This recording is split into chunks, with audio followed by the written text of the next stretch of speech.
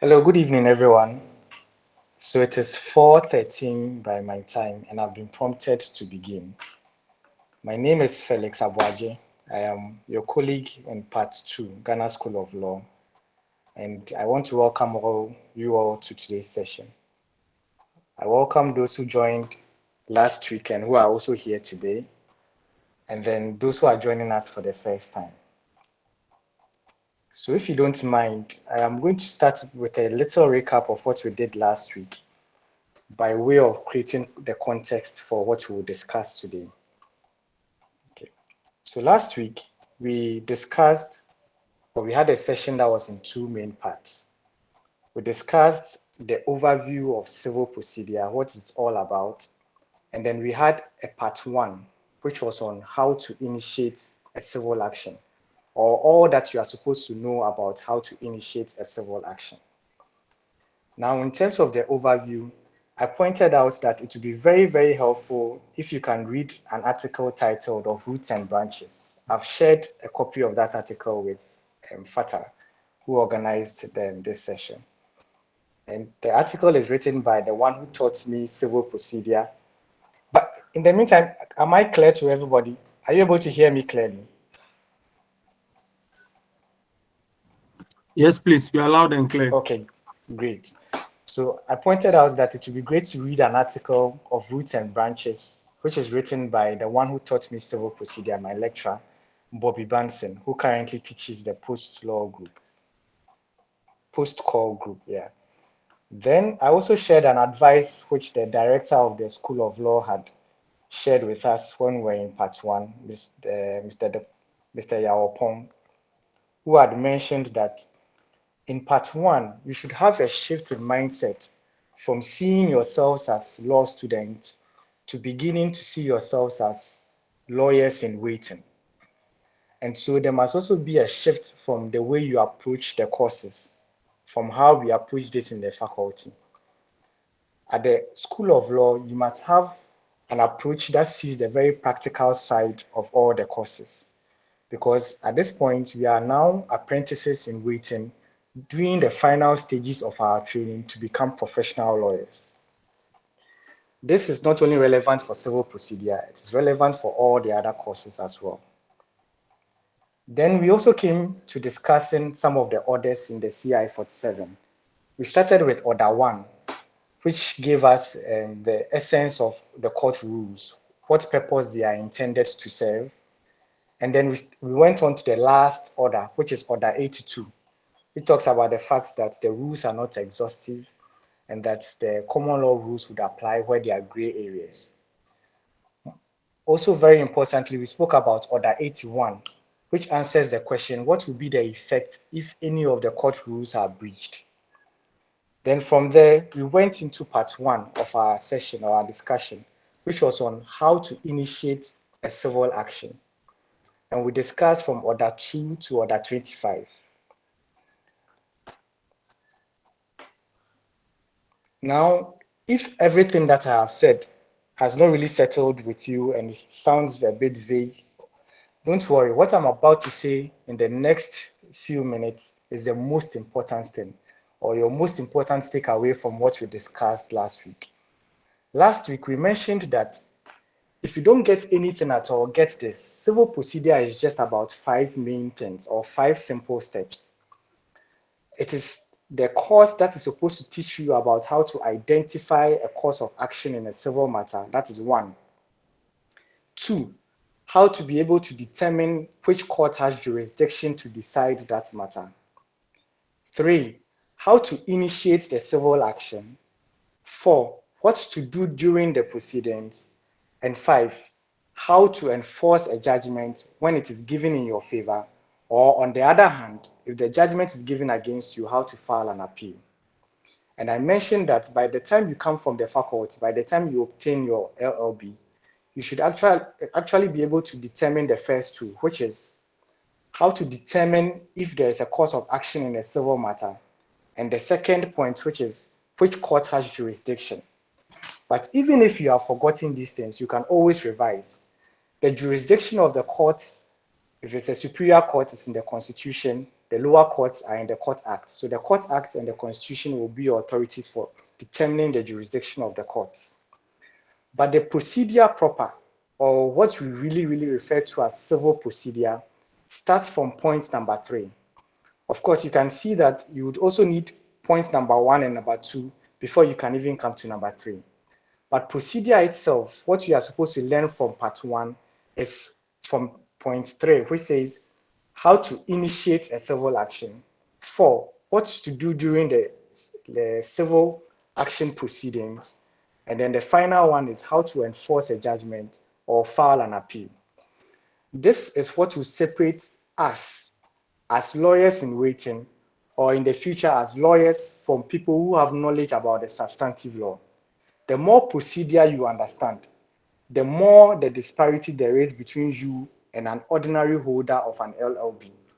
But the less procedure you know, the more you are just like any other person who has an LLB. Indeed, in practice, the best lawyers will be determined by those who know their procedure as against those who just know the substantive law. Because knowing the substantive law would only help you to identify that somebody has a cause of action and that there's a court that can hear that matter. But you cannot exactly take the matter to court and get the fruit of the person's action for the person. So this is the overview from last week. This week, or today, we are going to discuss from the part 2, what to know about, or the rules that concerns what you have to do during the proceedings after you have initiated the action. And I'm going to discuss something very important which came up the last time we met, which is what is an application. I decided to reserve this topic for today because an application is something that is very important, that permeates the whole civil procedure process. And that also extends to even other courses. You would hear about applications in criminal proceedings as well. You will hear about applications in company and commercial practice. Okay, so what really is an application? And then what is it really about? You have to understand what an application is, even to the extent of knowing how to draft it very well. So I want to start by saying that an application is the means by which you obtain the attention of the court, or you formally bring a request to obtain the attention of the court. I shared a sample application with Fata. I don't know if you guys received the sample that I shared. Fata, are you on the line, please? Okay. Yeah, hi Felix. I'll put Yeah, it from yes. I'll put it from Okay, the sure. part 1 page now. Okay, So sure. check it. Yes, but even if you've never seen what we call an application before, I want to start by saying that an application is something that consists of 3 parts. I've already mentioned that it is the means by which you obtain the opportunity to address a judge or come to court. Apart from the means by which you originate a civil action itself, an application is a means by which you can always go to court, whether the trial has started, whether you are in the course of the trial, or even if the trial has come to an end and you want to enforce a judgment. An application creates the opportunity for you to appear before the judge to bring a request before the judge. Okay. If you would remember from our last session, I mentioned that there are 3 main ways to initiate a civil action. The first, which is the default process, is by a writ of summons. I also mentioned that you can initiate a civil action by a petition. For instance, if it's an action to resolve or dissolve, if it's an action to dissolve a marriage, you can come by a petition. Then I also mentioned what we call an originating motion or notice, or an originating notice of motion, or what we call an originating application. So then again, the word application came. Then we were also mentioning the fact that anytime there's a breach of any of the court rules, the opponent on the other side has the opportunity to bring an application to address the court or to inform the court that there has been a breach by the other person on the other side, the other lawyer or the other party on the other side. And so the court should set aside the action. Okay. When we say an application, it means 3 things. The first is what we call a motion or the motion paper. When you obtain the sample, you will see what I'm saying. So an application consists of 3 parts. Anytime you hear the word application, that you must bring an application or an application has been brought to the court, think of 3 things immediately in your mind. The first is what we call the motion, the second is what we call the affidavit, and the third is what we call the certificate of exhibit. Now, what is the motion? On the motion, you would see what a paper. So sometimes people refer to it as a motion paper. So it is a draft. Anytime you talk about draft, it means that a document that is composed by the lawyer or a legal document that is composed by legal practitioners. So on the motion paper, you'd have something like this. And there's little variations in different applications, but the principles are the same. Okay. So let me read a sample to give you an idea of what the application is.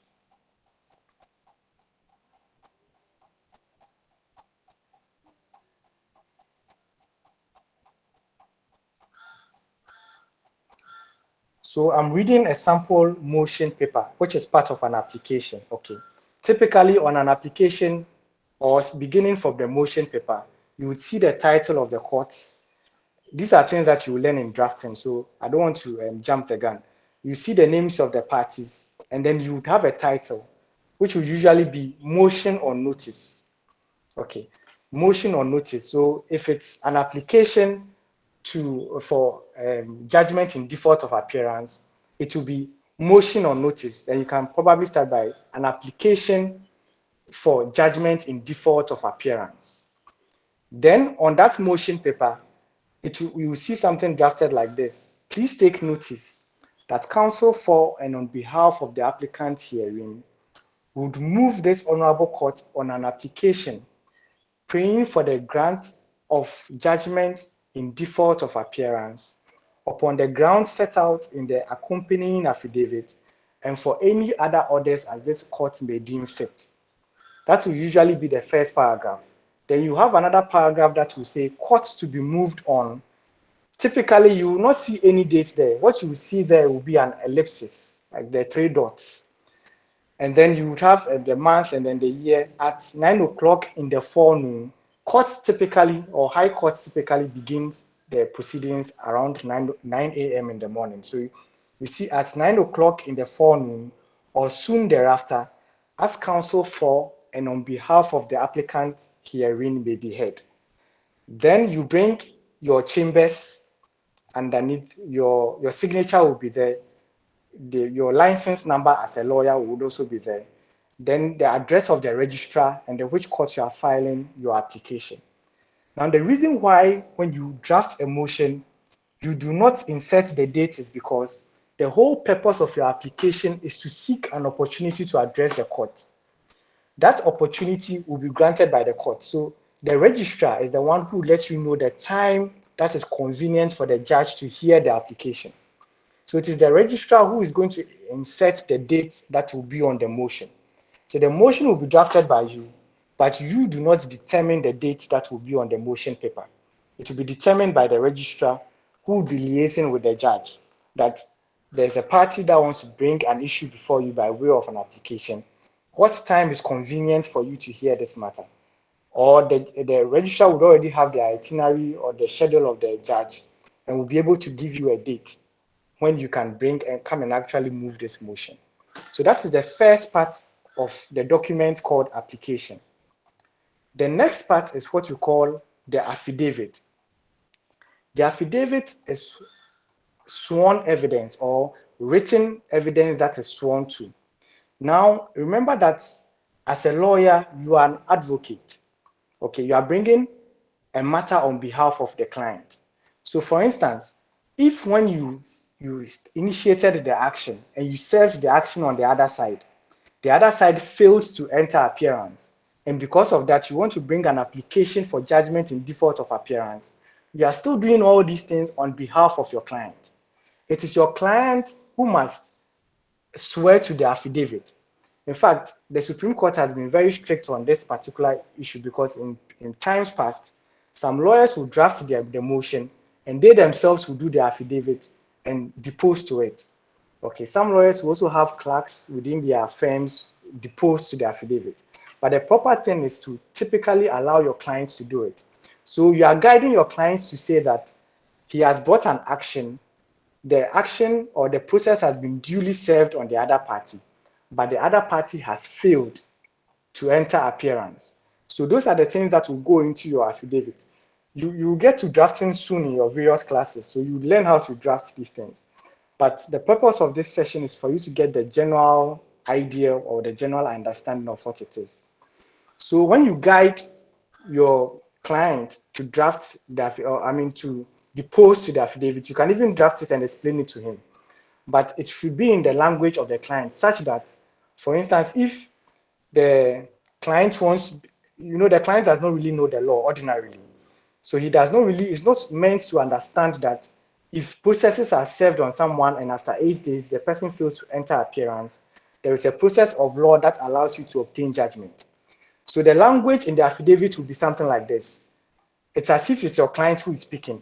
So your client will say, I am informed by counsel and verily believe same to be true, that having failed to enter appearance, I am able to proceed to ask this court for an order for a judgment in default of appearance by my opponent.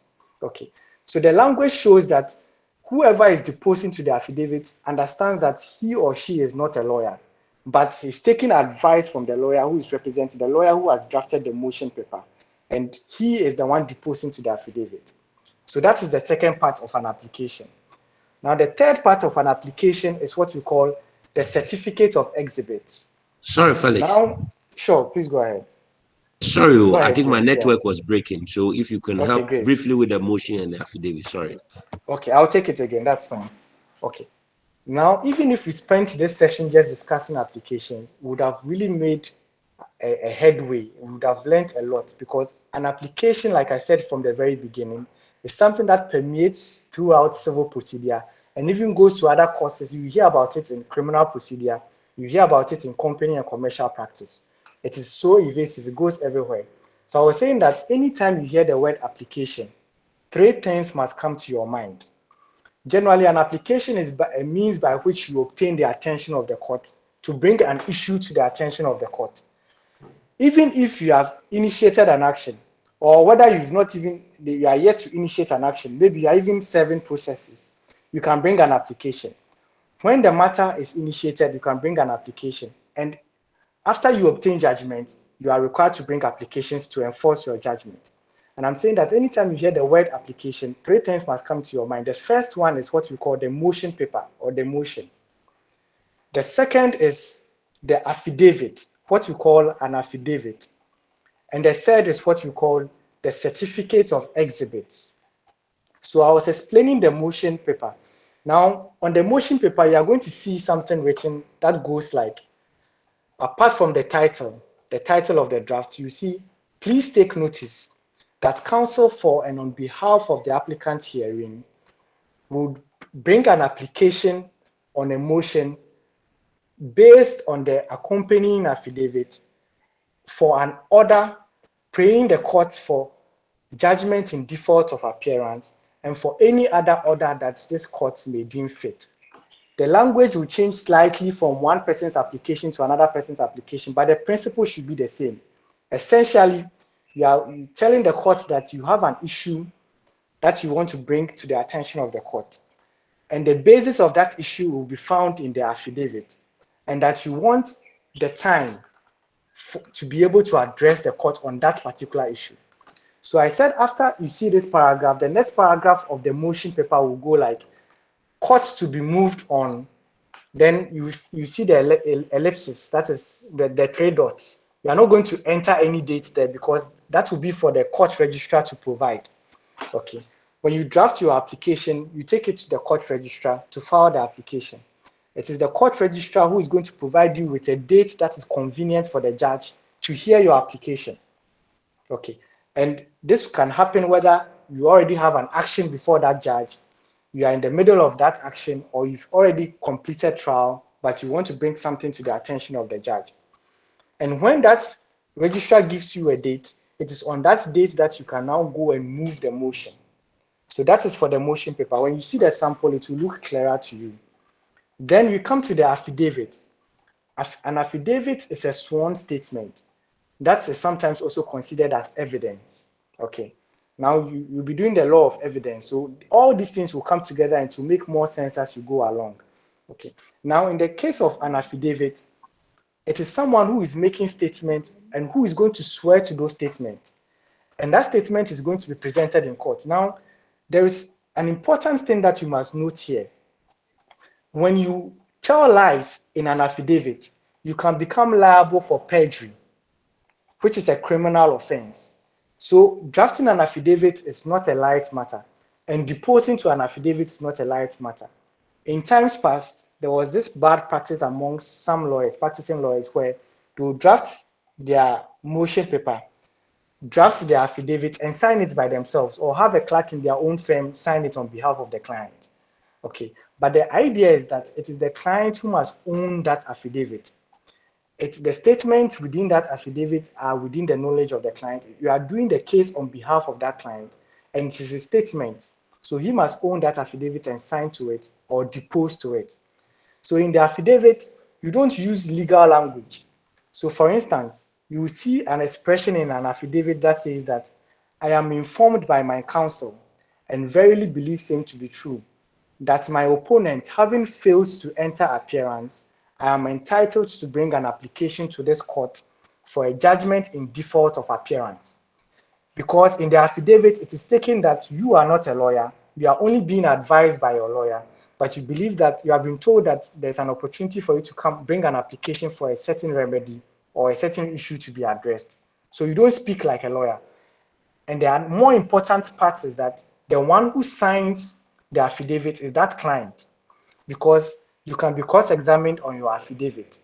Okay, so these things are very important. They are little things, but they are very important because when it comes to drafting, for instance, you see some people draft the motion, they will sign as the lawyer, and they will repeat that same signature for the affidavit. The examiner who picks your draft knows immediately that you don't understand that it's two different people who are signing to these two parts of the application. So you must always be aware who is doing what. As the lawyer, you are the one to sign the motion paper, but your client, the one who is making the depositions in the affidavit, is the one to sign the affidavit. So his signature. So even if you are creating the signature in the exam, the signatures must look different, and the names must be different to let the examiner know that you understand what you're actually doing. Then the third part of an affidavit is what we call the certificate of exhibits. So for instance, in this scenario where you are bringing an application for judgment in default of appearance, you are supposed to let the court know that indeed you have served the other party, duly served the other party, but the other party has failed to enter appearance. Now to Question, prove please. yes, please go ahead. Right, go ahead. If I understand from what you are saying, that means that in a typical examination condition, if the person's name is, or maybe the client's name is mentioned in the question, then in drafting the affidavit, you must pay attention to that client's name so that you fix it in your draft. That's an excellent question, and the answer is yes. You see, okay. So it is these little things that would really show the difference between someone who understands what they are drafting and someone who is just drafting. You can't chew and pour a draft. It is the easiest thing. It's the easiest thing to know who knows what they are doing and who does not know what they are doing. Okay, and I always say that a draft or drafting questions are like a hit or miss question. When you are doing it, you must have absolute confidence and know what you are doing. If you are shaking, that means that it's really not for you. You probably have to do another question. Okay, but before I go on, James, are you clear now with what you missed earlier? Perfect. Thank you, Phil. Great. Okay, great. All right, okay. Thank you. My name is Bright. Thank you. Yes, Bright. Thank you too. Okay, James asked the earlier question. Okay, so I'm moving on. So on the certificate of exhibits, right? I was making the point that now when you have drafted your motion done by the lawyer, okay, in the exam, remember that you are the one drafting all three anyway. Okay, you are the one drafting all three anyway, but it will show in how you sign them and the names that you put there for the examiner to know that you understand that even though the application is being brought by you, you are signing the motion. Yes, Lucy. Can you please slow down a bit? Oh, okay. Sorry, Lucy. Let me slow down then. Would you want me to go back a bit on what I've said so far? Just Or a are you little bit. fine? Just a little Okay. bit. Okay, Thank you. sure. I would. Someone has a hand up. Kweku. Yeah, thank you, Senior. It's a Yes. humble suggestion to avoid situations where you'll be flowing and then there'll be interjections with questions. I'll suggest we use the hand up sign so that it will draw your attention to be able to call the person. It's just to encourage an effective discussion instead of the interjections even whilst talking. Thank you. Okay, thank you, Kweku. Okay, so let me just take this a bit slowly now. And please don't be worried if you already get it. The fact that we are going back and forth with this, because it's a very, very important thing. And it's good that all your colleagues get it as well. I was saying that an application is one of the most important processes in civil procedure. Okay. An application is a means by which you seek the request, or you bring a request to have the attention of the judge to bring an issue to his attention. Okay. And this application can be brought even before you initiate the action, during the action, or after the trial is over. Now, sometimes an application itself can be used to initiate a civil action. Remember that I said that there are three ways by which you can initiate a civil action. We spoke about the writ of summons, the petition. But the third way is by what we call the originating application, or the originating motion or notice, or the originating notice of motion.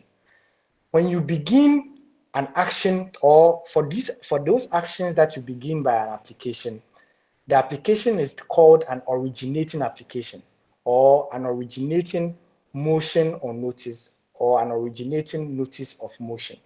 Let me give you an example of such an application.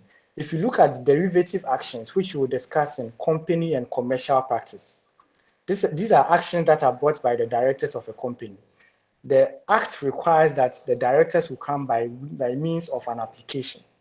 Okay, so you see some of the cases where the court has had to dismiss some actions not because the course of action was wrong, but because the directors were bringing the actions on the basis of a writ of summons instead of by means of an originating application. Okay. Now, applications can also be brought during the trial or at any stage of the trial. And I said, anytime you hear the word application, I want you to think about three things. Three things anytime you hear the word application. The first is an application consists of what we call the motion or the motion paper. The second is what we call the affidavit. And the third is what we call the certificate of exhibits. Now, what is the motion? The motion is the draft that contains the notice to the courts that you want an opportunity to bring an issue to the attention of the court. So you usually see something like, please take notice that counsel for and on behalf of the applicant herein will bring an application before this court upon the grounds outlined in the accompanying affidavit for an order for judgment in default of appearance and for any other order that this court may deem fit. Then you see the next paragraph on the same motion paper, which goes like, court to be moved on. It creates a space for a date, but you don't enter that date because you cannot choose the date that you want to appear before the judge. So you are going to leave space for that. And then you bring your address, the name of your chambers, your name would come, your signature, your license number as a lawyer, and then you sign. And then the address of the court where you are filing that application will come. So it will be to the registrar, and then the name of the court will be there. You see all these things in the sample that I have shared, or you can even Google them and see some of the sample applications in Ghana, and you'll be fine. Now, the next part is what we call the affidavit. Now, remember that in your motion paper, you had said that the basis of the motion, the basis of the application is in the accompanying affidavit. So you must attach an affidavit. The affidavit is going to be the basis on which you really want to have this attention with the judge or with the court. And that affidavit, as I was saying earlier, is not supposed to be your own opinion or your own statement. it is typically supposed to be the statement of your client. Okay, so let's have this scenario where your client has caused you to take out an action against somebody. So you served the other party with the writ of summons and the statement of claim. It's been 8 days, he has not entered appearance. So you advise your clients that the next step is to bring an application for judgment in default of appearance. So when you are drafting your affidavit, the language must be as if it is your client that is making those depositions in the affidavit. So in one of the paragraphs, and when you read them, the sample, you see some of these things. You see something that goes like, I have been informed by my counsel and verily believe same to be true, that my opponent, having failed to enter appearance within 8 days, I can now bring an action or an application for this court to grant me judgment in default of appearance. Do you get it? So it is suggestive of the fact that the person who is making the depositions in the affidavit is not a lawyer. He's only taking advice from his lawyer. Okay. And the more important part is that it is the client that signs, or the one who's making the affidavit that signs the affidavit. So if we take a draft, an application that you have drafted, that has the same signature on the motion and the same signature on the affidavit, then that means that you really do not understand what is going on with your application. Okay, especially in view of the fact that the Supreme Court has really cautioned lawyers to shut or stop signing or being the ones to depose to the affidavits. You must have the client himself depose to the affidavits. And the more reason is this: if it is found out that you have told a lie in your affidavit, you can be liable for perjury. So there are certain cases where it is your client that is bringing the information and you are only bringing the application on behalf of your client. You have no means of knowing that that statement is very true, and people can lie. It is better for you to allow it to be in the name of the client, in the signature of the client, and you bring that application on behalf of the client, so that later on, if it is found out that it was a lie that was told in the affidavit, it is your client that will be liable for perjury and not you. Lucy, does this help? Is the page better now? Okay, so we now go to the third. Yes, Yes, please. It's Lucy, okay. is it better? Yes, please. Thank you. Okay, you're welcome. Now, the third part of the application is what we call the certificate of exhibits. Typically, when you are bringing an application, there may be a need for you to attach certain documents. So let's use the same scenario where you've caused an action to be brought against somebody. The statement of claim and the writ of summons has been duly served. The person has failed to enter appearance. Now, I told you from last week that service is done by the court's registry and not by you. Okay, so you can direct service, but the service itself is not done by you. For you to have the evidence that the person has been duly served but has not entered appearance, you must obtain what you call proof of service from the registrar or the registry and attach it to your application. Now, you may also have some other documents that you want to attach to your application. And all these documents must be cited by the registrar. If they are documents, you want the registrar to see the original copies. And it's more important because the registrar has to make copies also for the other side. Typically, because such applications are not ex parte applications. They are ex parte applications. We'll discuss that one too. But generally, applications are not supposed to be ex parte because you must always give the other side the opportunity to also be heard if they are available and they want to be heard. Okay, so if there are any documents, you present the documents to the court registrar who cites the document. And so if you look at the certificate of exhibits which will be attached to the sample, it is just a simple declaration where the court registrar is just indicating that he has cited the exhibits. Okay, Question, so these are the three. Yes, please go ahead. Bright, yeah. Yes. Sorry to take you back a little bit. I'm still Sure, right. on the second item being discussed. Yes. That's the affidavit, right? Yes, please, the affidavit. Okay. Looking at the fact that when the lawyer does it himself or herself, he could be cited for perjury in instances where the person is found out to have told the court a lie. The client has to do everything. So does it mean that after interpreting it in the language that the client so understand, you have to also explain the consequential effect of what the client is deposing to that client? Well, yes. I mean, okay, sure. Go ahead. My question is, I have two questions. Now, one, do you have Okay. to explain the consequential effect to the client?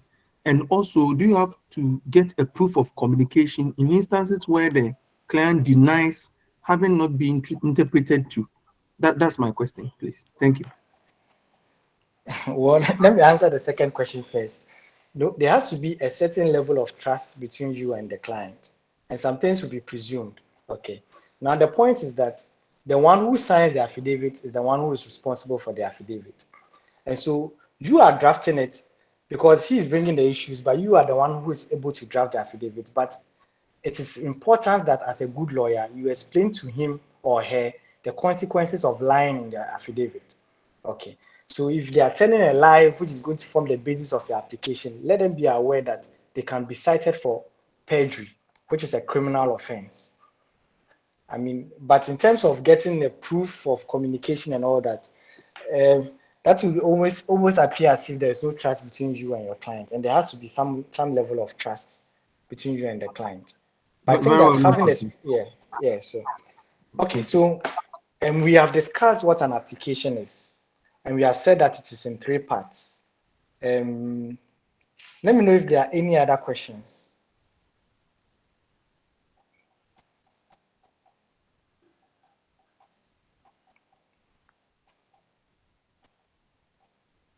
Yes, is it Kevin, right? It's Kevin, yeah. Yes, sir. Yes, sir. Good evening, sir. Good evening, Please, Kevin. my question is in a typical exams question where a lawyer's signature must be differentiated from that of a client, especially when a motion should be signed by a lawyer and then the affidavit to be signed by the client. Are you going to change your signature in an exams question as in Oh, sign yes. differently? Okay.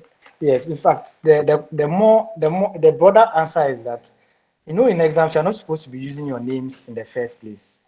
So all the firms that you'll be using will be created firms from your imagination. People have Coconut Chambers, Abenquine Chambers, maybe the future law firm you want to create, you use the name of that law firm.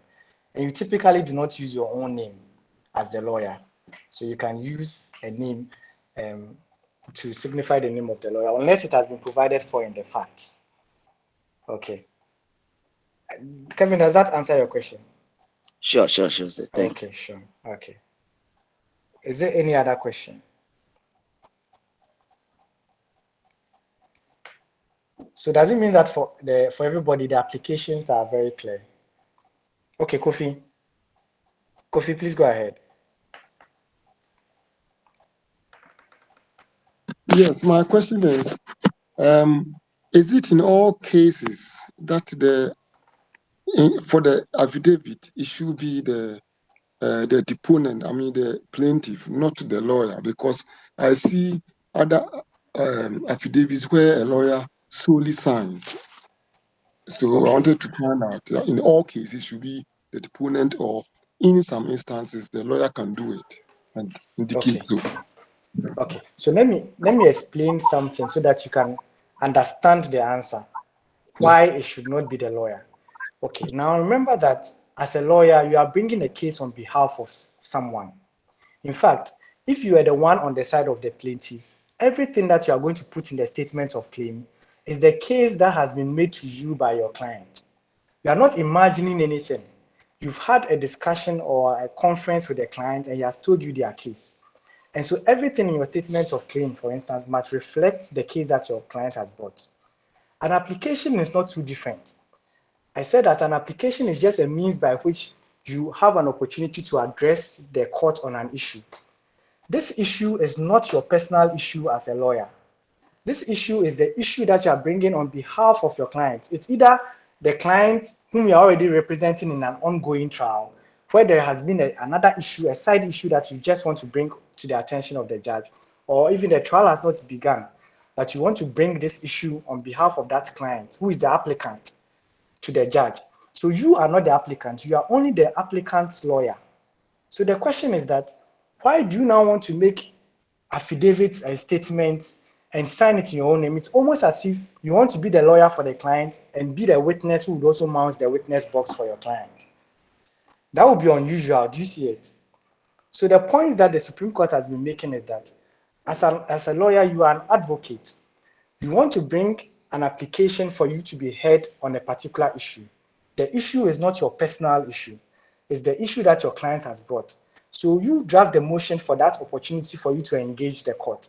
But that issue should be the client's issue and should be deposed to by the client, who is the deponent of that affidavit. Because in the case of an application, the basis for you asking for that opportunity is the affidavit. Okay. So it is very unusual for you as a lawyer to sign the motion paper and now come and sign the affidavit as well, unless you are bringing a personal matter. Do you get it? Unless you are bringing a personal matter. So if the understanding is clear, then once you see that it's the same signature, then it should show that this is the personal matter of that particular lawyer, that he's not representing a client. Kofi, let me know if this is clear, or I'll explain it again. Thank you so much, counsel. It's clear. Okay, sure. Abina, you have your hand up. You can unmute and ask your question.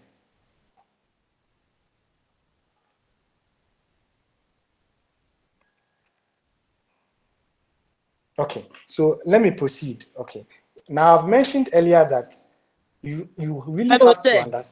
Yes, Abina, please go ahead. Sorry, please, I needed to unmute. Please, Okay, in sure. signing for the affidavit, instead of signing for the complainant, can you just write do an initials, or just write XYZ, something like that yes. to represent the signature? Yes, Abina, you can. Anything that will give the examiner the indication that you understand that it is not the lawyer who is drafting the motion, who is the same person signing the affidavit. Okay, anything for them to understand. Because in practice, it will be the person himself who is signing, but in the exam, you are the one drafting all three. And your signatures will have to reflect that you understand that it's three different people. Okay, but if you do anything on the face of the draft, yes, that gives the examiner the idea that you understand that it is different people who are doing it, then it's fine. Okay. Thank you, sir. Yes. And then there's Atta, please go ahead. Yes, thank you. My question is that if your client is outside the country, and you are in Ghana, how do you get the client to sign? Is it that you have to send the affidavit to him or her? Yeah, so in that case, then you have the options are available to you. You can have it sent to him, he will sign. What is important is for the courts to know that it is his statement.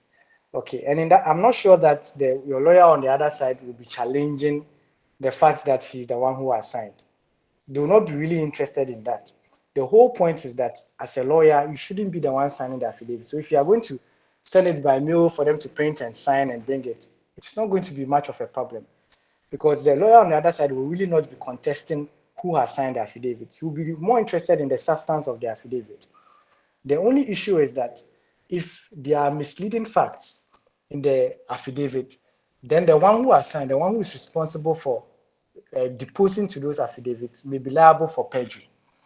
Okay, but in this case, I'm not sure anybody will be worried that the signature there is not the original or it's a scanned document. I don't know if that answers your question. In any event, you would also learn in evidence that the copy is as good as the original. You will learn it in the best evidence rule. In some cases, as long as it's the other party does not find anything fraudulent, they would accept it as being the original affidavit of your client. Yes, my next question is that is it possible for a client to deny a statement that has been made in an affidavit? Okay, so you see, I was saying in the previous session that one of the very nice things about part one is that don't learn any of the courses in isolation.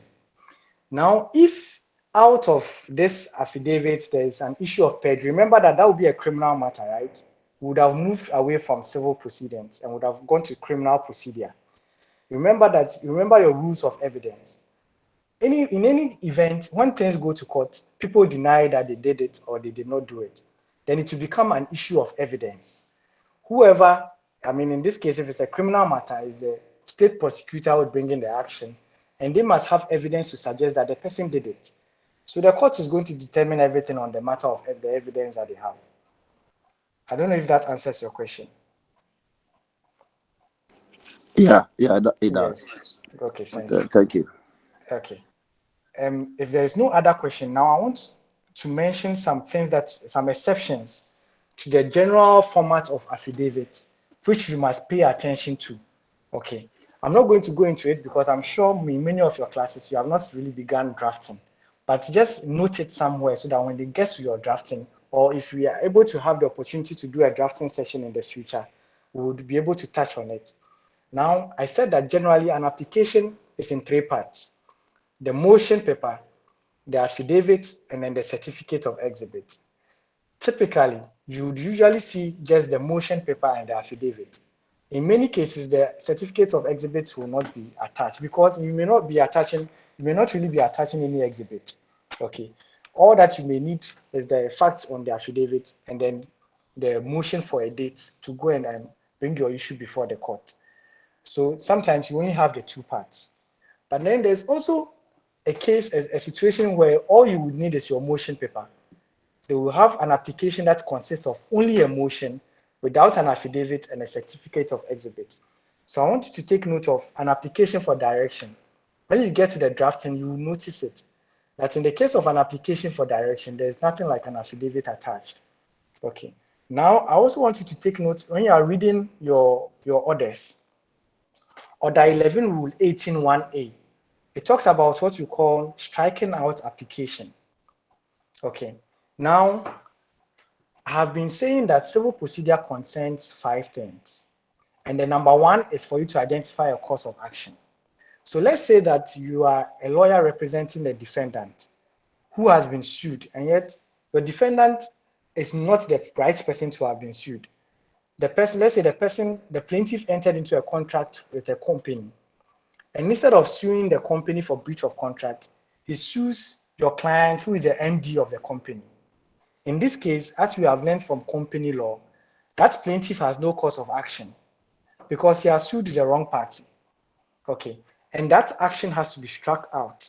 So you have to bring an application for that action to be struck out because he has no cause of action against your client.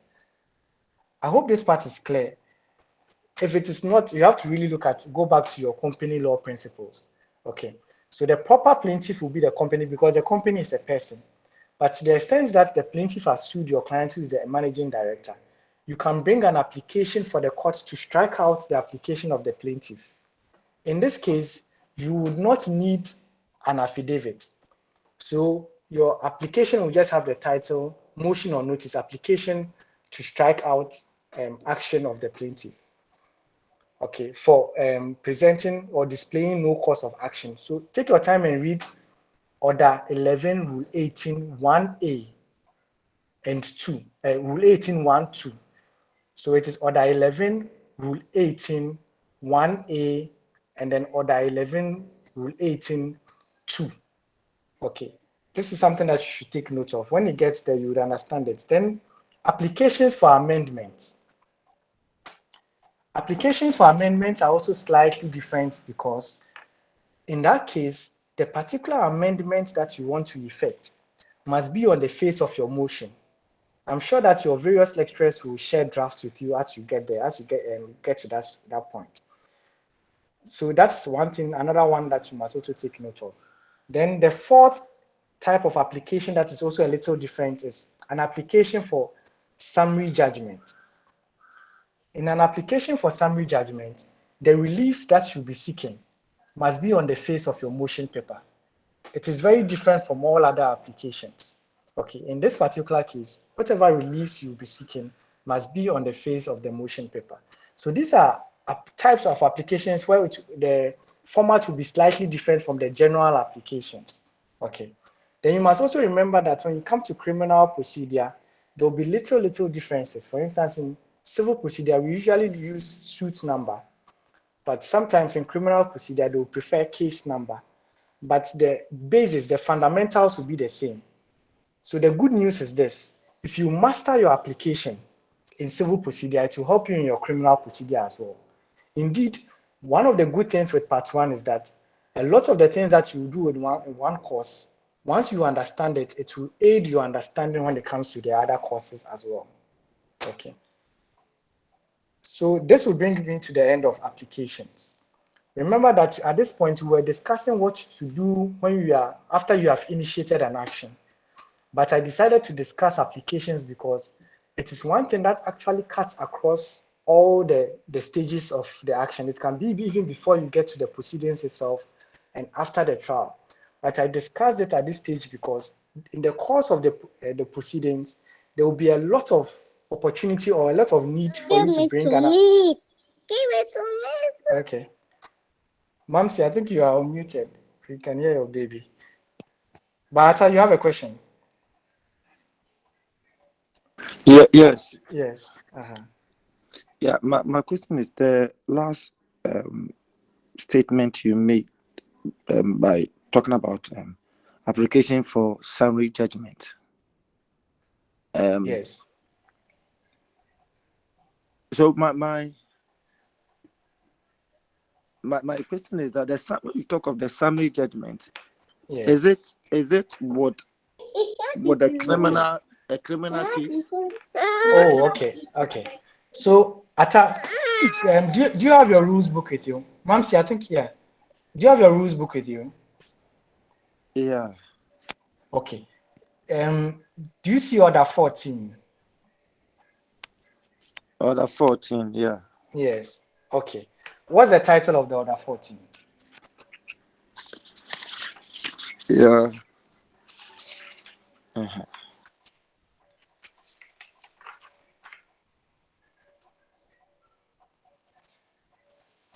Do you see the title there?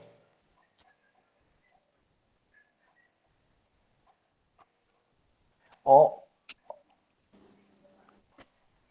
Hello, Ata. What do you see at order 14? Using the soft copy, so Oh, it's okay. Okay, then so order 14 talks about summary judgment. Yes, it talks about summary judgment. Okay. So when you read on it, you understand. Now, please, one thing you don't want to do is to mix the procedure for civil procedure with criminal procedure. It is an unpardonable offense. All the lecturers are very jealous about their procedure. And indeed, when you master your procedure, one of the clearest signs that you've mastered your procedure is to be able to separate and see where the similarities are. You must see the similarities and see the points of separation. Nobody will want to forgive you for making a mistake of doing something that applies to criminal procedure in civil procedure. In fact, the impression that you give to the examiner is that you really don't get the difference, and they would want the remedy would be that they want to fail you so that you can take the program again so that you can get that difference. Because you may go to practice not knowing the difference between criminal procedure and then civil procedure. So as you study the similarities, make sure that you get the differences and don't mix it at all. Use one to understand the other, but both of them are very jealous, or they are very jealous areas of law. So make sure that you don't mix up the terms or the rules that apply to civil procedure to criminal procedure. Okay. Now, order 14 talks about summary judgment, which is a final judgment that you can obtain when you believe that your opponent who has entered appearance has no reasonable defense, whether or not he has filed a statement of defense. Okay, so you can bring an application for summary judgment. That application, I was saying, is a little different from all other applications in the sense that with this particular application, there must be the release you are asking for on the face of the application. Ordinarily, the reliefs that you are seeking for will be in your statement of claim. the original statement of claim. But when you are bringing an application for summary judgment, it is one of the applications that is a little different because on the face of the motion paper, you would have your reliefs. These things, you must really master them because in the exams, if you are asked to draft a summary judgment and an examiner who is very strict is marking, all he needs to do is when he takes the scripts, by looking at the motion, he can tell who knows the summary judgment and who does not know the summary judgment.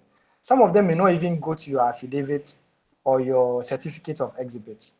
Once they see your summary judgment and on the face or the motion that you have drafted, you don't have your reliefs, what we call the endorsement. Then you know that probably this is a student who does not really know what they are doing. And he can give you any mark and get away with it. Or the other side of the coin too is that if you probably draft your motion paper very well, maybe an examiner who is in a hurry may give you the full marks without even looking at your affidavit or properly looking at your certificate of exhibits, because he will just assume that you probably know what you are doing because of how you started. Okay, so drafting can be very good in terms of the fact that it is one of the few law questions where you can actually get the full marks. It is almost impossible to write a law essay and get 25/25, no matter how good you are. But it is very possible for you to get 25/25 in a drafting question. On the other side, it's also very, very easy for you to get 0/25 with a drafting question if you draft the wrong thing. So that is really it with drafting. Is there any other question, please?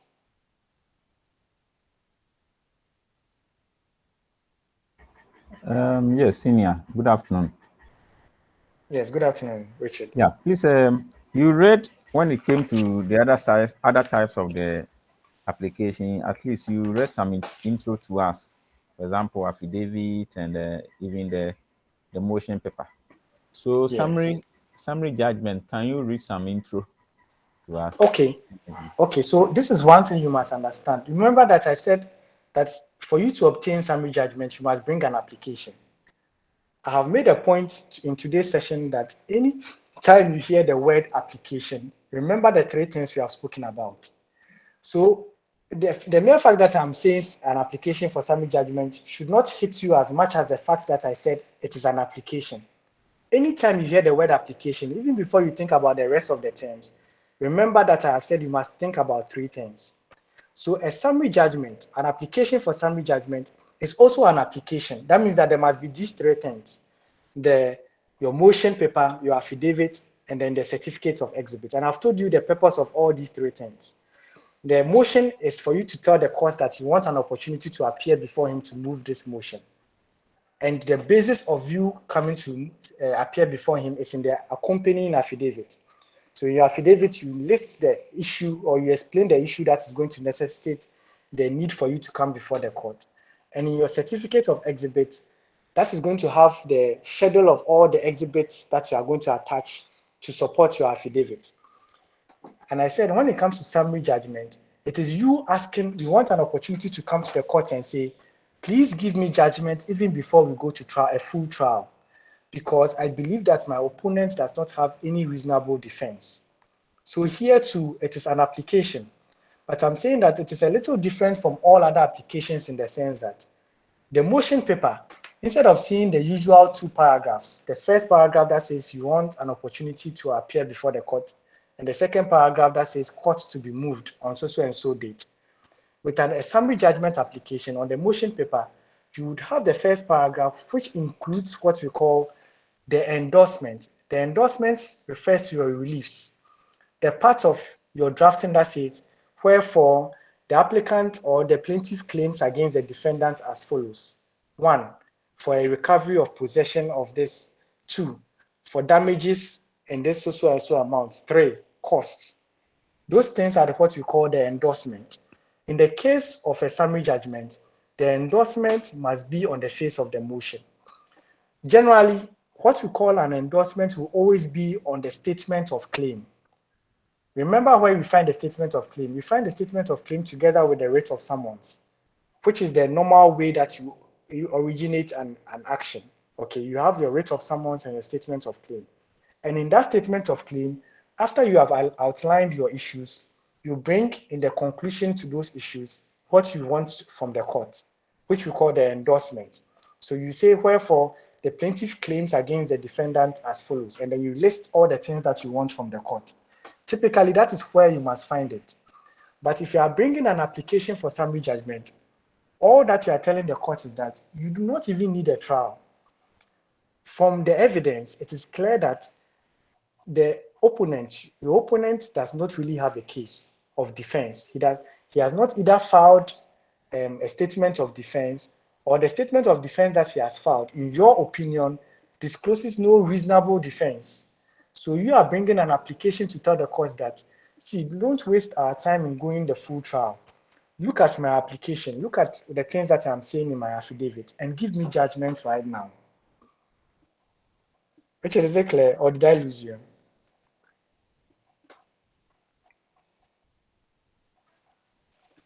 Yes. Okay. So this one you taught us the difference.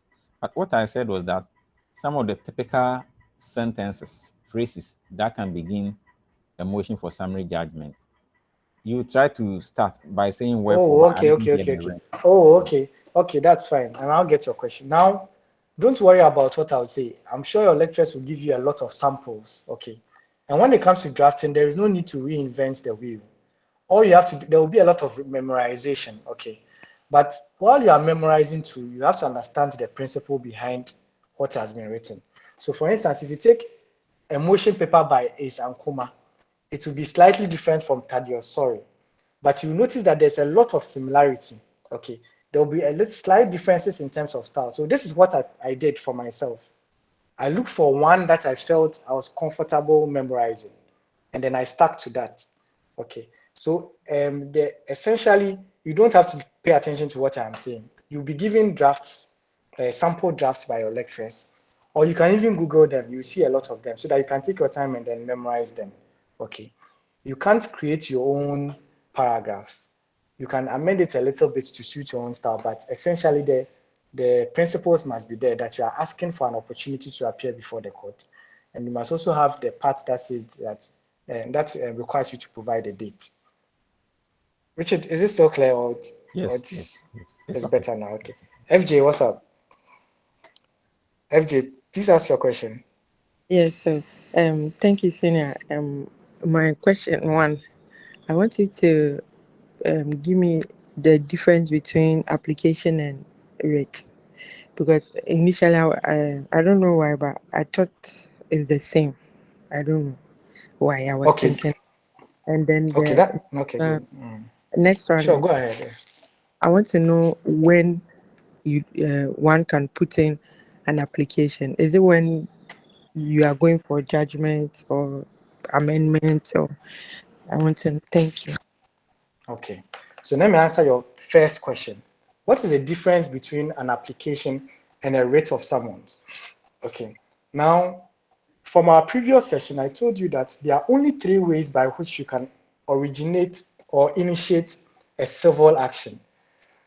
Now, civil procedure is something that builds on what you already know. And the details are a lot, but you must always remember the fundamental things. Otherwise, you keep on going forward and coming back. The things that I put emphasis on, please always remember them. Remember this forever, that civil procedure or a civil action in Ghana is commenced by three main ways. 1, by a writ of summons, which must always be served together with a statement of claim. 2, by a petition.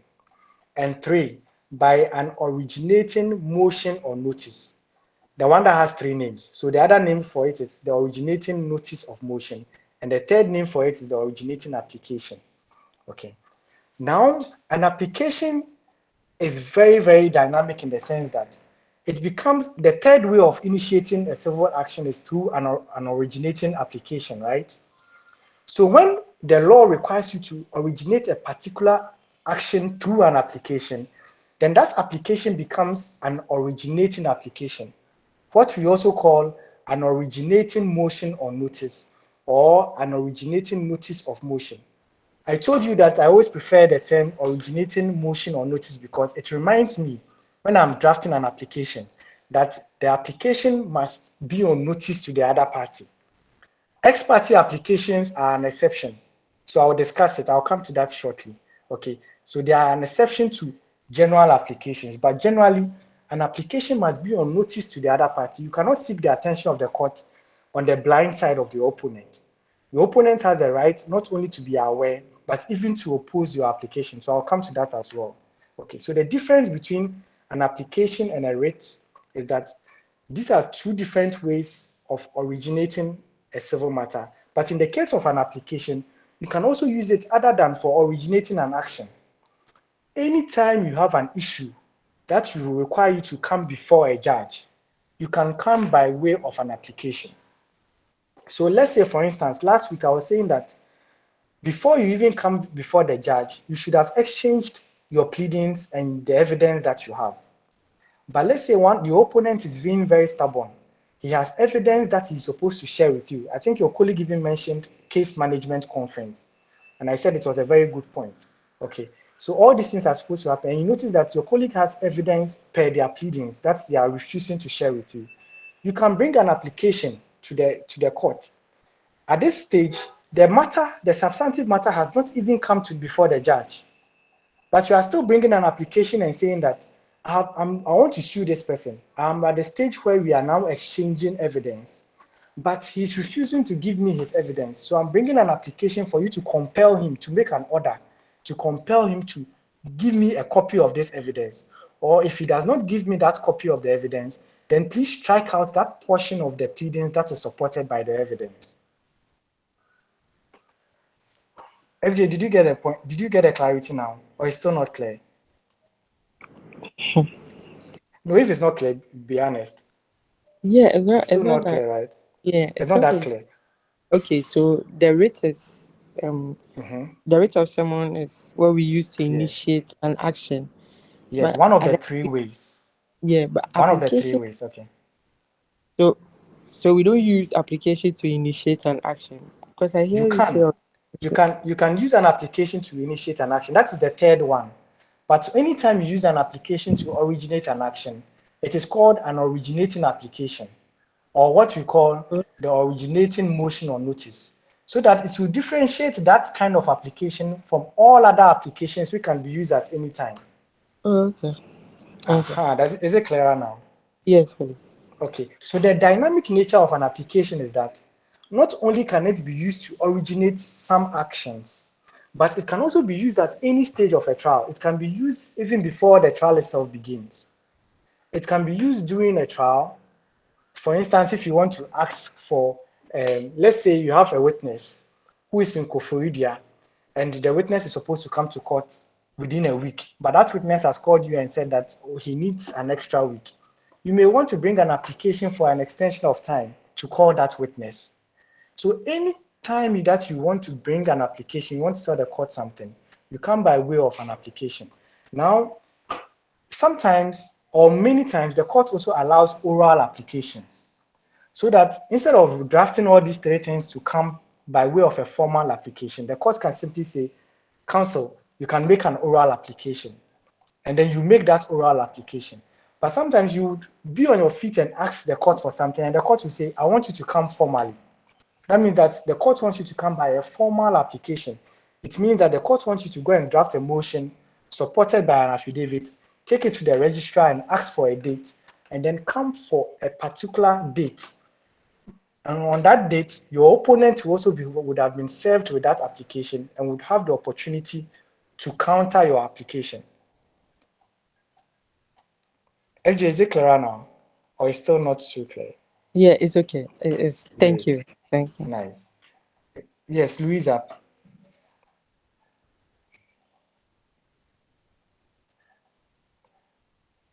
Louisa, your hand is up. You can ask your question. Or if Atta, you can go ahead. Yes, senior. Yes. I'm a bit to add to FJ what FJ asked. Okay. What I know, what we have been taught is that there are certain cases that you go to court by application. Yes. Yes, and those cases, some are they say matrimonial cases and all that. No. And so no. I'm a bit Okay. confused as to, is that what you are referring to, or because Okay. in summary judgment you must go by application or okay. what? So, yeah. Okay, so let me take this thing again. Okay. Now it's for the benefit of everybody. There are three ways by which you can commence a civil action. The first is by a writ of summons, the second is by a petition, and the third is by an originating application, what we also call an originating motion or notice, or an originating notice of motion. Now, by default, the means by which you commence an action is by a writ of summons. But by law, there are actions that you can only initiate by one of the three means. The law itself has stated how you should initiate that action. So when it comes to matrimonial causes actions, for instance, you want to bring an application to dissolve a marriage, the Matrimonial Causes Act requires you to come by a petition. So if you want to divorce, let's not you. If your client wants to divorce their spouse, you cannot go and take out a writ of summons and serve on that other party. That action will be thrown out because you have used the wrong means of initiating that action or commencing that action. Because the law itself requires you to go by a petition. I also gave you another example that if you look at your Act 992, your Company Act, if you look at what you call derivative actions, or if anybody has the act, let's look at section 218 and 219. These are actions that you bring by way of an application. Okay, so if you are a director of a company, for instance, and you want to bring an action on behalf of that company, the Company Act requires you to come by way of an application. So if you are a director and there's something going wrong, and you want to bring an action on behalf of the company and you go and issue a writ, your action will be thrown out, not because you don't have a case, but because you have used the wrong procedure for initiating that civil action.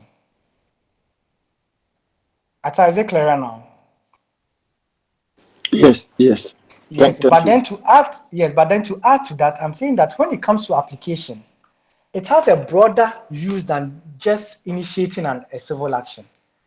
Any other time that you want to appear before a judge, you want to make a request to appear before a judge, you still come by what we call an application, except that in this case, the application will not be called an originating application because it is not the application that is initiating that civil action.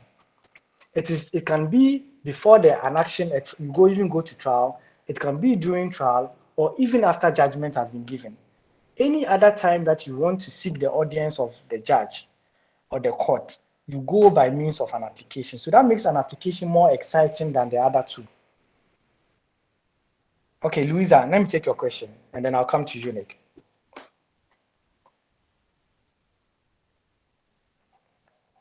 Oh, okay, if Louisa is not ready, Nick, can you ask your question? Hello, Nick, you can ask your question, or Louisa.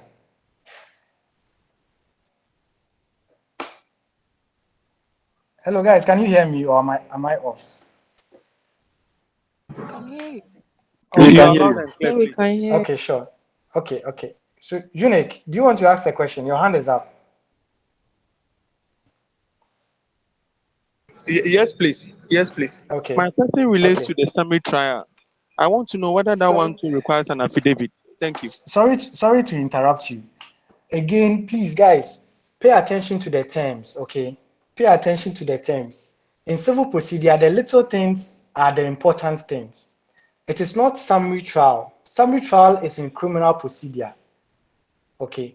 The little things are very, very important. Civil procedure is very easy, but practice mentioning the terms correctly. It won't come naturally, but you have to practice it. And the small errors are major errors, okay? So we call it summary judgment. Summary judgment, okay. Unique, what do you want to know about it? Sorry, I got preoccupied with I want to the know term. whether that one too will require an affidavit. Yes, it will require an affidavit.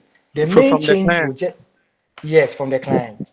The main change there will just be the motion paper, which will have the endorsement. Other applications typically will not have the reliefs on the face of the motion paper. Okay, so this is how I would study it if I were you. I always like to keep simple things simple. Start with the fundamental things. What are the general features of an application? It must have a motion paper, it must have an affidavit, and it must have a certificate of exhibit. Master those things. Then you ask yourself, what are the exceptions? Which particular applications are a little different from the general ones? Then you take them. A summary judgment, an application for summary judgment is a little different because of this. An application for amendment is a little different because of this. And an application for directions is a little different because of this. So you start from what is common or general to the exceptions, just like the way we even learn the law. You learn the principle first, and then you look at the exception. Okay. Is there any other question?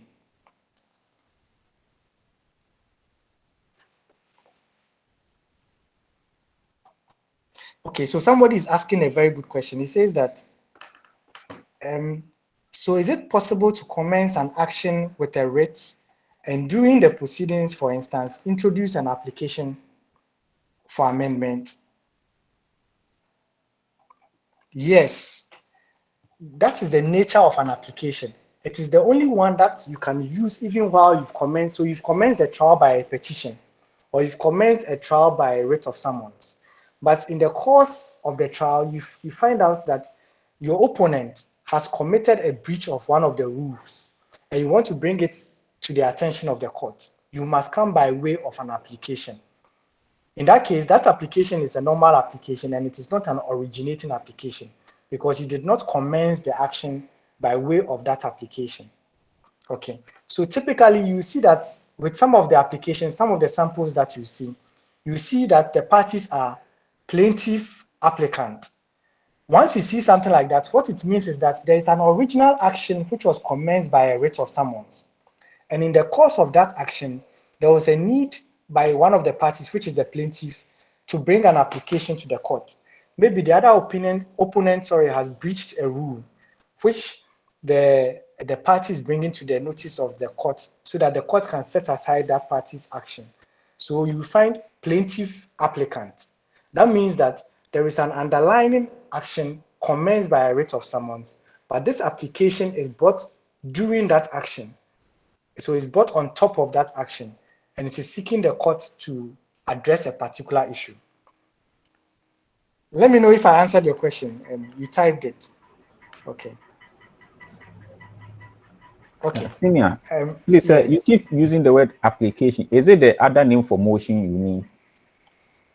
Okay, so Richard, I said that anytime I mention the word application, you must understand that it means three things. Yes. It means a motion, it means an affidavit, and a certificate of exhibit. It is one document that consists of these three parts. Okay, so the motion is within the application. Do you get it? The application is the umbrella term. And it consists of, it's just like saying that a human being has a head, it has the middle part, the stomach, the middle part, and then the legs. So those are the three parts, but it all forms one human being. Is that part clear? Okay, thank you. Okay, sure. Yakubu. Yes, please. Please ask a question. Yeah. Okay, so the motion paper. Yeah. Is it necessary to state the position of the law you are coming under? Okay. When you are filing, and also the affidavit. Must you always state facts? Or you can also state law? Because I know it's only factual issues that you can depose to in an affidavit. Is that correct? Okay. Yeah, so those are good questions. Okay. Now, typically in your title when you are drafting a motion, sometimes there are some motions that are being brought by a specific legal provision. So for instance, if two parties enter into, you are doing ADR, okay. That's why I said that this civil procedure is so interesting because it cuts across. In ADR, you can have an agreement, ADR agreement in place. But then one of the parties can still rush to court when there is a dispute. So if you are representing the defendant, you want the court to You want to let the court know that there is an agreement, ADR agreement in place or an arbitration agreement in place. And so the court should refer the matter to ADR. In this case, you must come by an application. Okay. Now, it is helpful that in your title, the motion must be indicate the law that you are coming under. Okay, so you can write motion or notice to refer a matter before the court to settlement under arbitration pursuant to section so and so of the ADR Act. Okay. Sometimes it helps to put the law in the title of your motion paper. But then in terms of the body, there is no room for you to do any argument on the face of your motion paper. On the face of your motion paper, essentially all that you are asking for is for the opportunity to come before the court. When you appear before the court, you have the opportunity to make your oral arguments. And that is where you present your arguments together with the law. Now, in your affidavit, you are not arguing the law. Okay, you are providing facts. But then, even if you want to indicate, for instance, you are bringing an application for judgment in default of appearance, it is the law that allows you to bring such an application. So you want to make reference to it. But remember that as a client, the client is not a lawyer.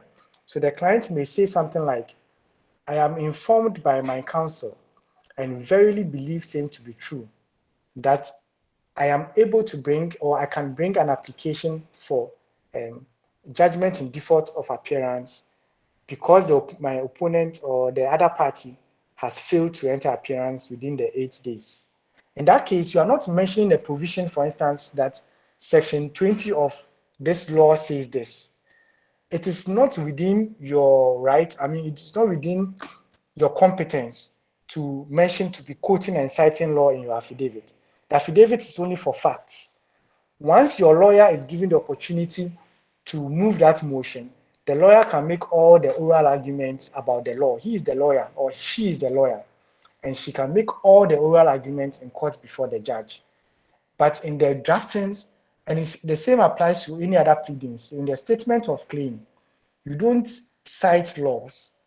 There's a little exception when we talk about pleading point of law, but then let me leave that one for later, okay? So that I don't want to go too far off, but I'm sure your lecturer would explain it, okay? But generally, in your draftings, you are drafting facts and not citing laws in your drafts. Jakub, does that answer your question? Perfect, thank you. Okay. Can I move on, or is there any other question? Okay, now, when an application is brought to court, you are only bringing your side of the issue. Your opponent also has the opportunity to oppose that application. This is why you must file the application with the court registrar, because the court registrar has the responsibility not only to give you a date, but also to serve your application on the other side, the other party. And when the other side is served with the application, the other side can draft what you call an affidavit in opposition. An affidavit, what we call an affidavit in opposition. So if you have been served by an application by the one lawyer, you are not going to draft a motion again. All you are going to draft will be your affidavit in opposition. So sometimes in the exams, you'll be given facts that shows that you have been served with an application. And in that case, it is and you are supposed to oppose that application. In that case, what you'll be drafting will only be the affidavit and not the motion again. There's already a motion that has been drafted. It's just like when you have been served with a writ of summons and a statement of claim, all you have to file is your statement of defense. You also don't have to go and take another writ. You are all going to rely on the same writ, but you are going to now file the statement of defense to counter the statement of claim filed by the plaintiff. Let me know if this part is fine. Then the last part is what we call the ex parte applications.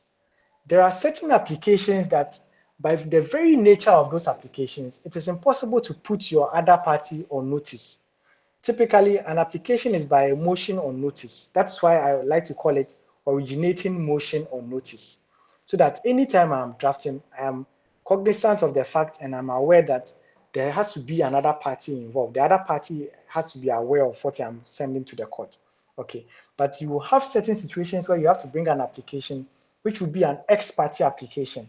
You can look for some of them, and if it is an application for letters of administration, letters of administration are an application that you bring when somebody has died intestate, that is, died without making a will, and you want the authority of the court to go and distribute the person's properties. In this case, your action is not against anybody. So you bring an ex parte application, and in that ex parte application, it is not by a motion or notice to anyone. It is an ex parte, so it's something that you also have to look for the draft and see how it looks like. It looks a little different in terms of how the parties are. In that case, you are not going to have applicant and respondent as you generally have with all other applications. Okay. If there is no other question, we have about 30 minutes. I want to spend that on the last part, which is the part 3. Okay. But before I go to the part 3, I would mention that what we just discussed is what to do during the proceedings. And the bulk of what you do during the proceedings are the applications. You see, typically once trial begins, you can read about it in under order 36. Once the trial begins, the judge takes over the trial, and the judge is the one who makes or who controls how the proceedings would move. Okay, so there the parties are not playing so much of a role in terms of the procedure, because it's the judge that is controlling matters. It's the judge that will order an adjournment or tell you the next step or the next thing to do or what you are doing at the next stage. Okay, but if you read order 36, you would understand to tell you about the implications of not showing up when the matter is called for trial. In the case of civil matters, we already discussed last week that the client must not be there in person. The lawyer can conduct the trial for the client even if the client is outside the jurisdiction. Okay, and that entry of appearance does not mean entry of physical appearance. It's a document that you file. But there's a consequence if you are supposed to be represented by a lawyer and then the lawyer is not in court, or if you are representing yourself and then nobody shows up in court. You must read about these things under order 36. Essentially, what else would happen during the course of the proceedings is under the control of the judge or the court. But you must understand applications, because anything that you identify, any false step that your opponent makes, contrary to the court rules, you can bring it to the attention of the court either by an oral application or by a formal or written application. So you must really understand what an application is. Okay. Now we are coming to the last part of the discussion, which is enforcement of judgments or filing an appeal. So as with all other aspects of the procedure, we have said that it is not enough to have judgment pronounced in your favor at the end of the trial. There is a means by which you can enforce that judgment. Okay, so there are actually processes that you can file to obtain a judgment once it has been given to you. For instance, if you bought a matter that affects recovery of land, the procedure CI 47 requires that after judgment has been given in your favor, you go for what you call a writ of possession. A writ of possession before that land can be given back to you. And you follow the process for obtaining a writ of possession. There are several other means that processes that you must understand. There is also the garnishee, there is a writ of delivery, there is a writ of attachment or writ of fife. All these are things that will be discussed with you in class. But the essential point is that once a judgment has been made, it is not enough that a judgment has been made. You must now enforce and execute the judgment. For many texts, they make a distinction between what we call the enforcement of a judgment and the execution of a judgment. And then the distinction is this. What we call the enforcement of judgment is what we actually refer to as the entry of judgment. If you want to enter judgment, after the court has pronounced you or judgment in your favor, you obtain the copy of the judgment. And then the operative part, that is the part where the judge actually pronounces judgment in your favor, you make a copy of it and then you file it with the registrar. That's what we call the entry of judgment. So that is the enforcement part. Then the part where you go for the means of enforcing that judgment is what we call the execution.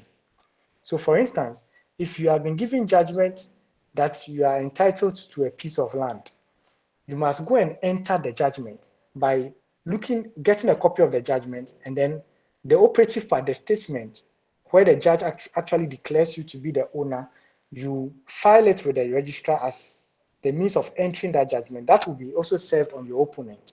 And then you apply for your writ of possession or get your writ of possession to execute that judgment. So the process between obtaining judgment and then execution actually also requires procedure. So you notice that out of the 5 things that I said that civil procedure revolves around, every stage is important. If you are weak in one area, there is no way that you can go to court and obtain something or the fruits of the course of action for your client. If you are weak in number 1, that means that you will not be able to identify a course of action when you are a lawyer and your client comes to you. If you are weak in number 2, that means that it will be difficult for you, after you have identified the course of action, to know which court to take your matter to. If you are weak in number 3, that means that you know the substantive law, that you can identify that somebody has a course of action. You can identify which court has jurisdiction, but you cannot initiate any action for any client. If you are weak in number 4, that means that you will not be able to bring your applications. Yes, you will be able to identify a course of action. You would know which court has jurisdiction. You would initiate that action, but you would not know how to conduct yourself in the midst of the proceedings. For instance, if your opponent breaches one of the rules, you would not know that you are supposed to bring an application so that his action can be set aside. And once you don't take that step, you waive your rights. And so your opponent will be doing the wrong thing, and then it will be going on. For instance, he can be introducing evidence and causing an unfair surprise to you. But because you do not know that you can bring an objection, and sometimes your objection will require you to bring an application, a formal application, you'll be lost within the trial. Again, in number 5, if you do not know how to enforce a judgment, the court will declare that you have won your case, but you cannot get the fruit of your judgment for your client because you do not know how to enforce your judgment. Some of the lawyers will tell you that sometimes it can take years for you to enforce a judgment, and all these things require procedure. So procedure is very, very important. Okay. Now, it may also be that the judgment may not go your way, and it will be necessary for you to file an appeal. An appeal is also not an automatic right. An appeal is a creature of statute. Now, what is an appeal? It's something that you may take for granted. And like I've been saying from the beginning of this session, in civil procedure, the little things are the important things. Some people come to part 1 defining an appeal as an opportunity for you to send your matter to a higher court to rehear the decision that has been made by a lower court. Okay, but an appeal is not that. An appeal is not you challenging the decision of a lower court at a higher court. An appeal is a higher court with appellate jurisdiction. It is the higher court with appellate jurisdiction rehearing a decision that has been made by a lower court. Now, let me explain the difference between the two definitions. If you take an action to a circuit court and you lose that action or the decision is made against you, you cannot bring the appeal to a high court in a civil matter. In civil matters, the appellate court for an action a decision that has been made at the circuit court is the court of appeal. So guys, please take note of these little things because it will also reflect in your draftings. If you have been given a set of facts and it says that the action was at the circuit court and then you have lost that action, file a notice of appeal. That notice of appeal will not be coming to the high court. The high court would lack jurisdiction to hear an appeal of a matter that has been dealt with at the circuit court. It is the court of appeal that will have appellate jurisdiction in this case. If it's a matter from the high court, it will also go to the court of appeal. So you really have to be on top of your procedure. In fact, from your substantive law to your procedure, everything will have to be in your mind, or it will show in the way you draft and it will show in the way you answer your civil procedure questions. But if you are on top of these things, you are really going to enjoy civil procedure, and it's also going to help you in the other courses as well. Yes, Yakubu, please go ahead. Okay, so when it comes to the post judgment, let's say you've won the case, you file for entry of judgment, you've also obtained the writ of possession, you are to go into execution. Do you involve the other party after the judgment? Yes. In fact, when you file the entry of judgment, it will be served on your opponent as well. And you see, the interesting part is that in all these things, when you breach the procedure, the other party can still bring an application for your action to be set aside. So imagine going through all the process to obtain judgment. And because you do not know the procedure as to how to enforce the judgment, you get your judgment set aside, such that you would have to reinitiate the whole action again. I mean, I'm not sure your client will be very, very happy with you. There's no way you can't give your clients that excuse that, oh, you've done your best. You actually got judgment in. It's as good as losing the case. You see. So procedure is so important, and that's why a lot of lawyers don't go to court. Because it is either they have lost a bit of their procedure or they don't understand it at all. Because the less that you know about your procedure, the more you are like an ordinary holder of an LLB. So you really cannot adopt a lukewarm attitude to procedure at all. You have to really embrace it, because this is really where our trade is as lawyers. I don't know if I've answered your question, Yakubu. Yes, you have. Thank you. Okay. So I was saying that with appeals too, there's a lot of technicality there. When we say that you are filing an appeal, you are filing it at a higher court with appellate jurisdiction. And how you speak about your appeal will determine whether you understand the jurisdictions of a court. An appeal from a circuit court would not, in a civil matter, remember I'm saying in a civil matter because it's different when it comes to criminal matters. In criminal matters, an appeal from the circuit court will go to the high court, but it is not the same as with civil matters. One clue that would help you is to remember that the CI 47 applies to both the high court and then the circuit court anyway.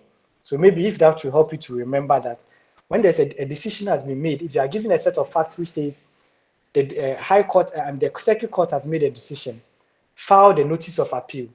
Once you go and draft it and they see high court in it, the examiner knows immediately that you don't understand jurisdiction. Now, in fact, in real life, such an appeal will be thrown away. Like there's no way that it will be countenanced, because jurisdiction goes beyond court rules. Jurisdiction affects substantive law. And once something goes against jurisdiction, remember the jurisdiction of the high court is in the constitution. It renders your whole action void. Okay, so procedure may be a little thing, but it is the major thing. You cannot study your substantive law and come and be weak with your procedure. In fact, if anything at all, you should even be better with your procedure than with your substantive law, because a lot of people have a good course of action. They know the courts that they are supposed to take the matter to. But another lawyer who is on top of his procedure has frustrated the whole action and they can't do anything. Okay, and you don't want to be that kind of lawyer who would be putting your clients in such a case because you do not know your procedure. Okay, so now with the appeals, right?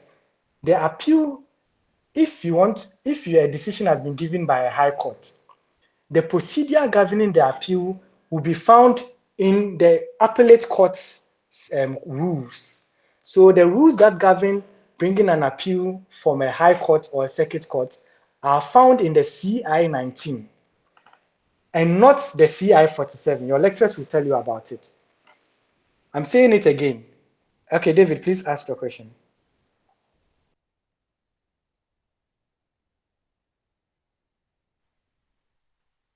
Okay, I thought David had a question, but Yakubu, please ask your question. Yeah.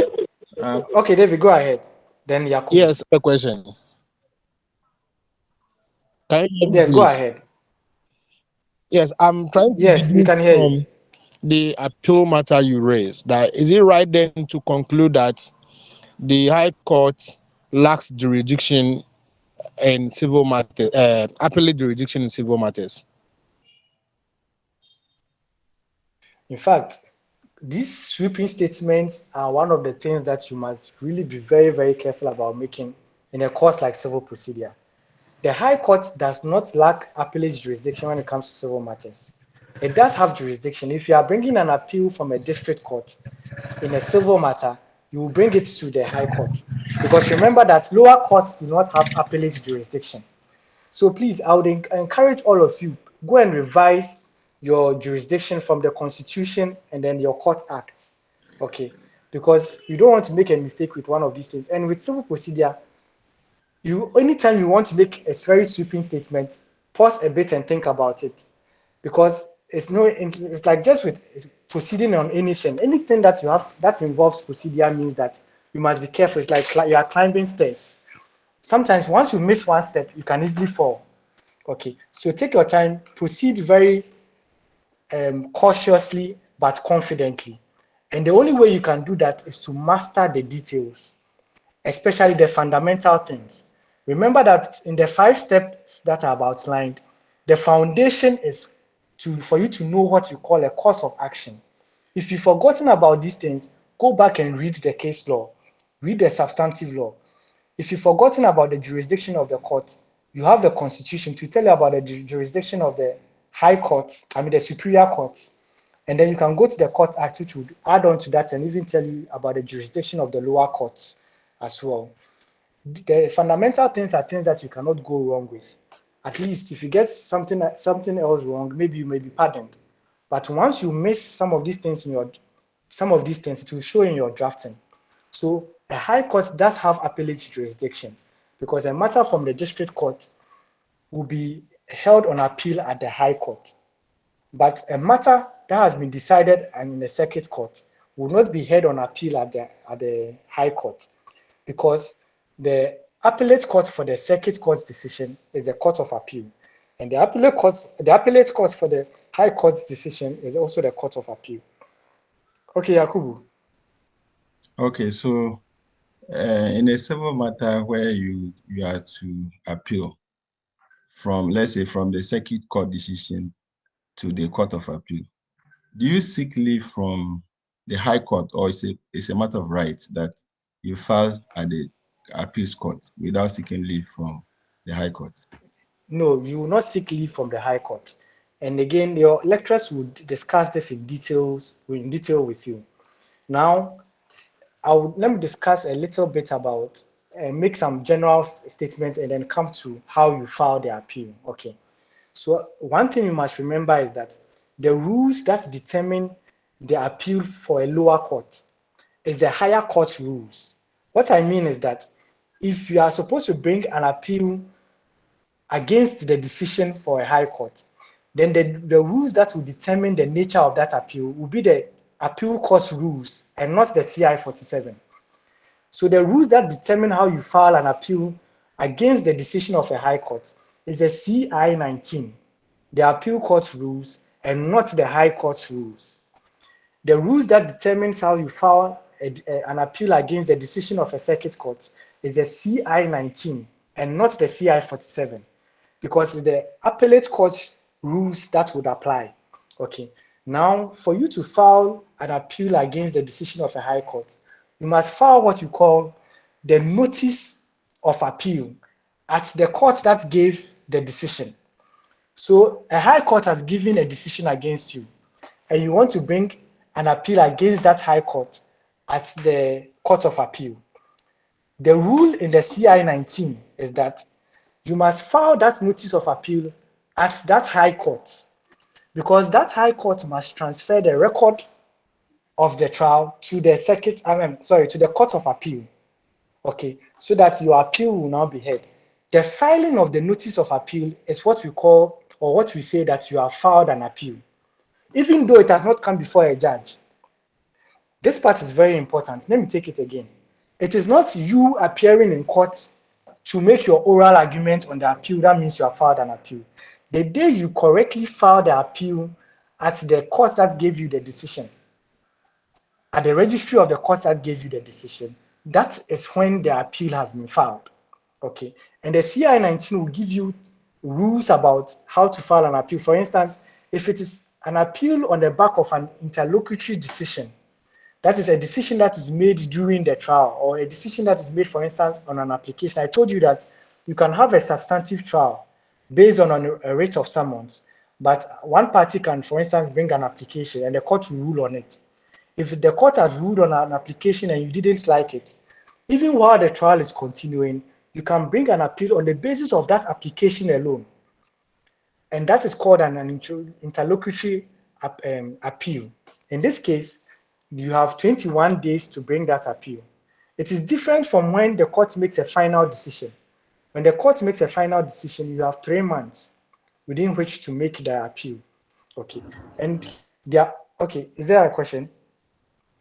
There are also rules about how to bring an application to extend the period within which to make the appeal. So even though there are periods within which you can make the appeal, you can actually bring an application and the application will go to the Court of Appeal if you want an extension of time or any of those things. But your lecturers will go into detail in terms of all those applications. One thing that is important is for you to remember that I use the word application again. Okay, and anytime I say application, remember that means it will involve you drafting a motion, involve you drafting an affidavit, and sometimes a certificate of exhibit. Okay, so essentially, we have discussed all the 5 things. We started from how to identify a cause of action, the court that has jurisdiction. Then we started with the civil procedure proper, how to initiate an action, what to do during the proceedings, especially knowing how to use an appeal, understanding what it is, how to draft it, then enforcing judgments, and then filing appeals. Okay, so this is really where we end our discussion. But let me know if there are any questions. Always remember that everything that we have done is just a very broad overview. Civil procedure is very detailed, but the good news is that it's just like a skyscraper. If you want to put up a skyscraper, the foundation is everything. You know, we are not architects, but you would know between 2 buildings, by just looking at how the foundations are being laid, you can tell how high that building is going to go. No matter the amount of detail that is involved with civil procedure, once the fundamental things are clear in your mind, once the 5 things are clear in your mind, everything else will just fall into place for you and it will never be confusing. You rather tend to enjoy it rather than to find it as being a difficult course. Yes, Kofi? Yeah, Senior, thank you for your presentation today. I just want to find out, sometimes you see motion is signed by the solicitor or the lawyer, then we present to the registrar.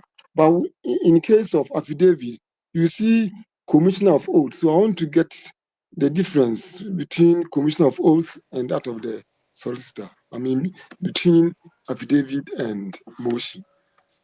Okay, so that's a good question, but it's a question I've already answered.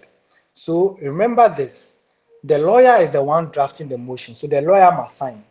So yes, under the motion, you should see solicitor for the plaintiff, or counsel for the plaintiff, or lawyer for the plaintiff, or lawyer for the applicant. I mean, typically, the more important thing at the motion is that even if it is an application that is being brought on the back of a writ, you must write lawyer for the plaintiff applicant. Remember that in the case of the application, the parties are applicant and respondent.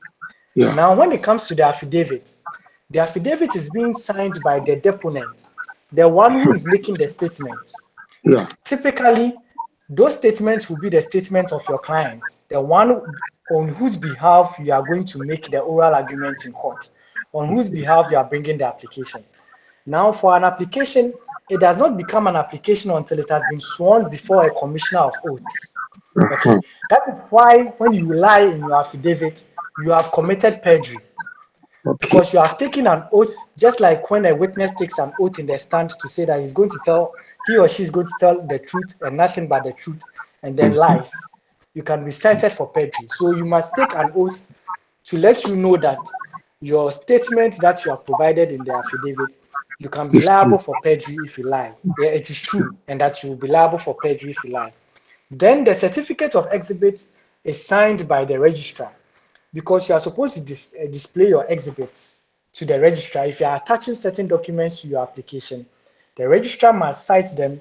The registrar must have copies of them. Indeed, the registrar must have copies of them because he must serve them on your opponent, who would have the opportunity to counter your application by way of an affidavit in opposition.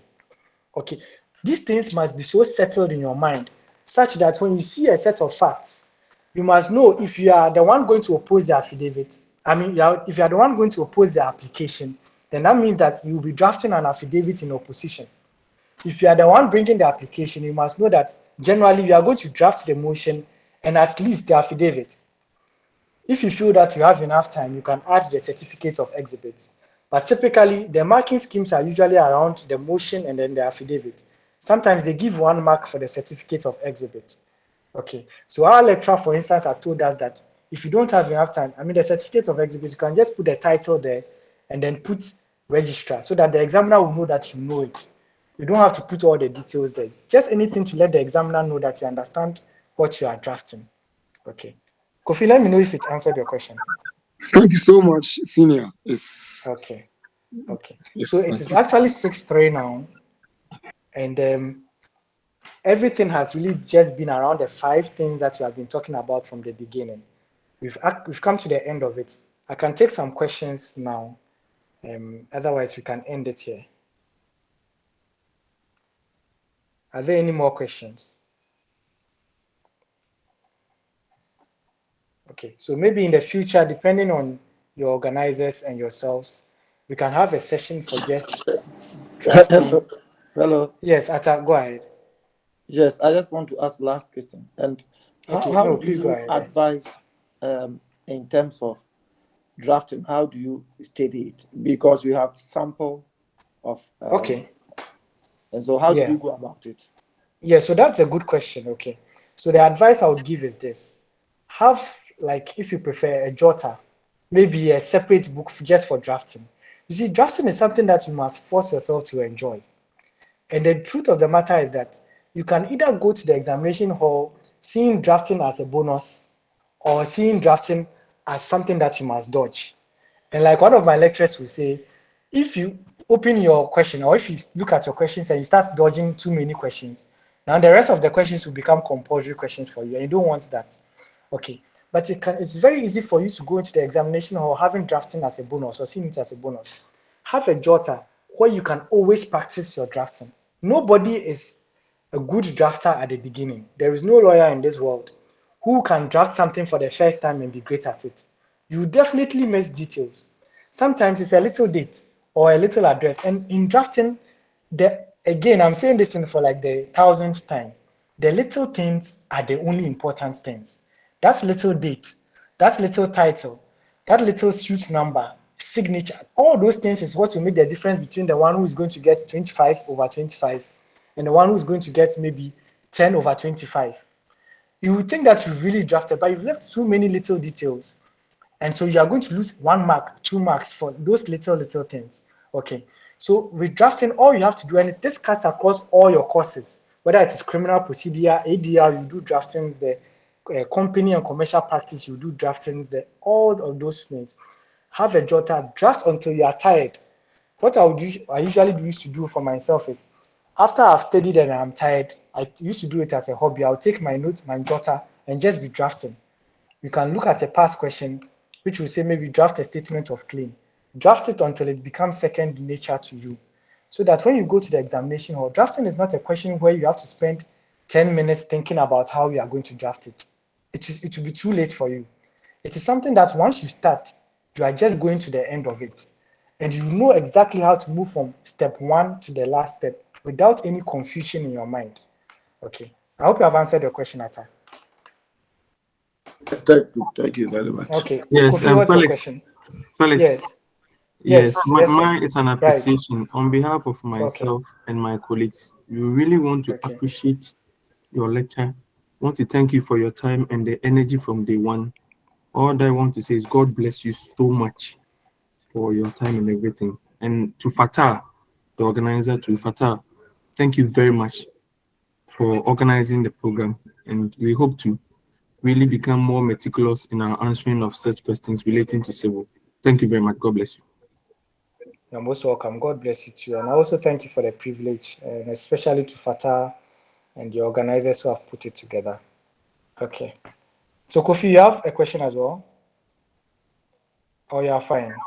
No, just asking whether there are recordings to these lectures. Yeah, I see that it's being recorded, so I'm sure Fata will share it afterwards. Thank you so much. Yes. Please, if there's any more questions, kindly feel free to ask now. Otherwise, we can end it here. And thank you so much for your time. I really wish you all the best with your civil procedure. And please have this as your mindset. You are passing all your 6 papers. Don't have the mindset of doing 4/6. Some people will say, oh, 5/6. You can do everything. You can pass. A lot of our colleagues have passed it. Those of us who are in part 2 did it. You can do it. It's very, very easy. But don't take any course for granted, okay? Sometimes the marks that will come will even surprise you when you get your raw scores. You do better in courses that you thought you had really failed, and then courses that you really thought you had really passed, you will not do so much as well as you thought you did. But what is important is to give every course your best shot. The other thing that I would also say is that try to see the linkages between all the courses. What you learn from one course would help you in another course. Okay, and all the best. Right, bye. Thank you. Thank you very much. Bye-bye. Thank you. Thank you. We are grateful. All right. Thank you, colleagues. Bye. Thank you. Bye. Thank you, Fata. Thank you, Fata. God bless you so much. Bye.